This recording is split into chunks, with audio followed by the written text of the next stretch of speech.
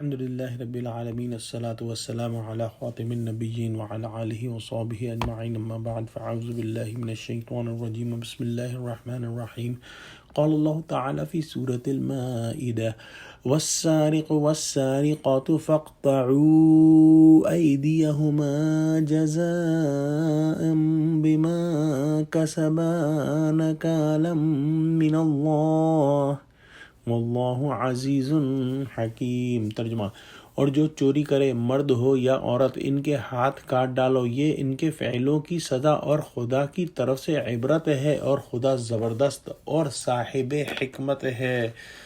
اس آیت کریمہ میں اللہ سبحانہ وتعالیٰ نے چور اور چورنیوں کی سزا کا ذکر فرمایا ہے۔ چند آیت پہلے ڈاکوؤں کی سزا ذکر فرمائی تھی۔ اللہ سبحانہ وتعالیٰ کا فرمان ہے کہ چوری کرنے والا مرد اور چوری کرنے والی عورت کے ہاتھ کاٹ دو۔ یہ ان کے کرتوت کی سزا ہے جس میں دوسروں کے لیے بھی عبرت ہے۔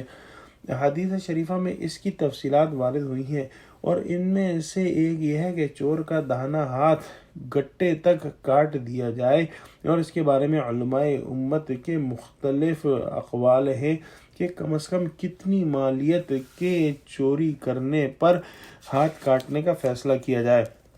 جو بھی شخص چوری کر لے، مرد ہو یا عورت، اور چوری بقدر نصاب ہو تو ہاتھ کاٹ دیا جائے گا اور اس میں رعایت نہ ہوگی۔ یہ اسلامی شریعت ہے، اس کے اندر کسی کی سفارش قبول نہیں کی جائے گی۔ ایک مشہور واقعہ جو ہے وہ پیش آیا کہ مکہ معظمہ میں ایک عورت بنی مخزوم میں سے تھی، اس نے چوری کر لی تھی، اور بنی مخزوم قریش کا ایک قبیلہ تھا اور یہ لوگ دنیاوی اعتبار سے اونچے سمجھے جاتے تھے۔ قریش چاہتے تھے کہ اس کا ہاتھ نہ کاٹا جائے۔ حضور صلی اللہ علیہ وسلم نے اس کا ہاتھ کاٹنے کا فیصلہ فرما دیا تو قریش اس کے لیے فکر مند ہوئے اور انہوں نے کہا کہ اس بارے میں نبی کریم صلی اللہ علیہ وسلم کی خدمت میں کس سے سفارش کرائی جائے۔ پھر آپس میں کہنے لگے کہ اسامہ بن زید کے علاوہ کون جرت کر سکتا ہے کہ وہ نبی کریم صلی اللہ علیہ وسلم کے پیارے ہیں۔ ان سے عرض کیا تو انہوں نے رسول اللہ صلی اللہ علیہ وسلم سے بات کی۔ آپ صلی اللہ علیہ وسلم نے فرمایا کیا تم حدود اللہ میں ایک حد کے بارے میں سفارش کرتے ہو؟ آپ صلی اللہ علیہ وسلم نے کھڑے ہو کر پھر خطبہ دیا کہ تم سے پہلے لوگ اسی لیے ہلاک ہوئے تھے کہ ان میں سے شریف آدمی چوری کرتا تھا، یعنی کہ وہ آدمی جسے حسب نسب اور دنیاوی اعتبار سے شریف سمجھا جاتا تھا تو اس کو چھوڑ دیا جاتا تھا، اور اگر کمزور آدمی چوری کرتا تھا تو اس پر حد قائم کر دیتے تھے۔ پھر فرمایا کہ اللہ کی قسم، محمد صلی اللہ علیہ وسلم کی بیٹی فاطمہ اگر چوری کرتی تو میں اس کا ہاتھ بھی کاٹ دیتا۔ اس آیت پر غور کریں۔ اللہ سبحانہ وتعالیٰ نے فرمایا ہے کہ جو ہے ایسی سزا ان کو ملے جو کہ دوسروں کے لیے عبرت ہو۔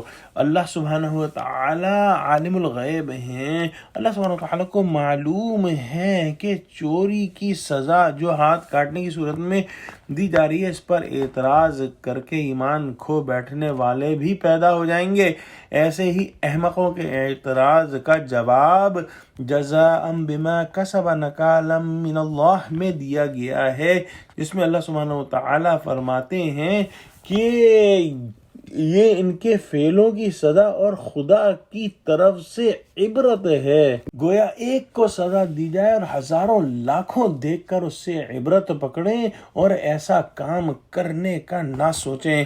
اگر ڈاکوؤں کو وہ سزائیں دی جائیں جو کہ شریعت اسلامی میں ہیں، اور چوروں کو وہ سزا دی جائے جو کہ شریعت اسلامی میں ہے، اور سب لوگ اس کو دیکھیں، تو پھر کسی کی مجال اور جرت نہیں ہوگی کہ وہ چوری اور ڈاکہ زنی کرے، اور یہی چیز تمام شرعی سزاؤں کے اوپر صادق آتی ہے۔ اللہ سبحانہ وتعالی ہمارے خالق ہیں، وہ جانتے ہیں کہ کس کو کس جرم کی کیا سزا ملنی چاہیے، اور یہی حق ہے۔ جیسا کہ سورہ ملک کے اندر ارشاد فرمایا الا یعلم من خلق وهو اللطیف الخبیر، کیا وہی نہ جانے گا جس نے پیدا کیا اور وہ باریک بین باخبر ہے۔ دعا کرتے ہیں اللہ سبحانہ وتعالی ہم کو قرآن کا فہم عطا فرما۔ آمین۔ وآخر دعوانا الحمد للہ رب العالمین۔ السلام علیکم ورحمۃ اللہ وبرکاتہ۔